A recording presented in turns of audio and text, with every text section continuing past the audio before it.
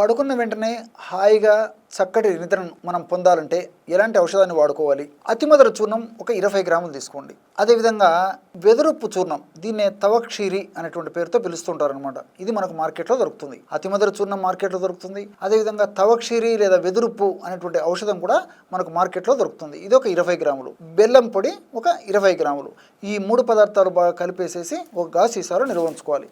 రోజు రాత్రి పడుకునేటప్పుడు ఈ విధంగా మనం తయారు చేసుకునేటువంటి చూర్ణాన్ని 1 గ్రాము లేదా మ్యాక్సిమం 1.5 గ్రాము లేదా 2 గ్రాముల వరకు కూడా ఈ యొక్క ఔషధాన్ని తీసుకోవచ్చు అనమాట. కాబట్టి 1 నుంచి 2 గ్రాముల వరకు ఈ యొక్క ఔషధాన్ని తీసుకొని 1 కప్పు గోరువెచ్చని పాలలో కలిపేసి సేవించేసేసి తర్వాత 4 నుంచి 5 వరకు ఇప్ప పూలు తినేసి నమిలేసి మింగేసేయాలన్నమాట. అంటే ఇప్ప పూలు అనేటువంటి ఇవి కూడా మనకి ఆయుర్వేద ఔషధ విక్రయశాలలో పచారి కొట్టలో దొరుకుతాయి. పూర్వకాలము మన పెద్దలు మరి నిద్ర పట్టేందుకు ఇప్ప పూలని వాడేవాడు అనమాట. కానీ కాలక్రమంలో వివిధ రకాల కారణాలచా చాలా మంది మరి ఆ ఇప్ప పూలను మర్చిపోవడం చేతనే చాలా మంది కూడా మరి ఆ చక్కటి నిద్రను పొందలేకపోతున్నారు అని చెప్పేసి అనిపిస్తుంది అనమాట. కాబట్టి ఇప్ప పూలో ఉన్నటువంటి వివిధ రకాల రసాయన పదార్థాలు మెదడులో నిద్రను కలుగజేసేటువంటి మెలటోనిన్ అనేటువంటి ఆ యొక్క చక్కటి హార్మోన్ ఉత్పత్తికి దోహదపడమే కాకుండా ఆ యొక్క మెలటోనిన్ అనేటువంటి పదార్థము చక్కగా పనిచేసేందుకు కూడా ఇప్ప పూలు చాలా చక్కగా ఉపయోగపడతాయి. అంతేకాకుండా నేను చెప్పినటువంటి ఫార్ములా వాడుతూ ఇప్ప పూలు వాడుకోవడం వల్ల